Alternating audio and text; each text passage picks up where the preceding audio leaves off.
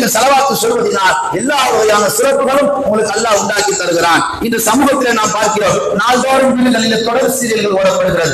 சமூகத்தில் பார்க்கிறோம், நாள்தோறும் மாத கணக்கில் வாலிபரும் யுவதிகளும் சினிமா தியேட்டருக்கு போய் புது படங்களை பார்க்கிறார்கள், அல்லது பழைய படங்களை டவுன்லோட் செய்து பார்க்கிறார்கள். அல்லது நாம் பார்க்கிறோம், சமூகத்தில் நாள்தோறும் இன்றைக்கு வீண் அழுத்தைகள் உண்டாக்கி கொண்டிருக்கிறார்கள். இந்த 24 மணி நேரத்தில் இந்த கன்றாவி எல்லாம் வந்ததுக்கு நேரம் காலம் இருக்கு. உங்களுக்கு இந்த முசீபத் எல்லாம் பார்க்க உங்களுக்கு நேரம் காலம் இருக்கு, உடம்புல தெம்பு இருக்கு.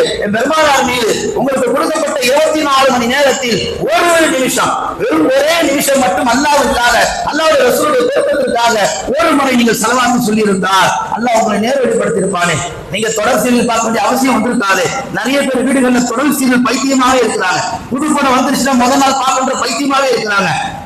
சமூகத்தை ஏதாவது புதுசா ட்ரெண்ட் ஆயிட்டு வருது, அதை நாமளும் பண்ணுற பைத்தியத்திலே இருக்கிறாங்க வாலிபர்கள். இந்த மாதிரி பைத்தியமான கட்டங்களுக்கு உங்களுக்கு அழைத்து போவது தெரியுமா? பெருமானார் மீது நீங்கள் ஸலவாத்து சொல்ல தவறியதால் அல்லாஹ் தஆலா உங்களை கொண்டு போய் சாக்கடையை தள்ளிவிட்டார். மேலான பெருமக்களை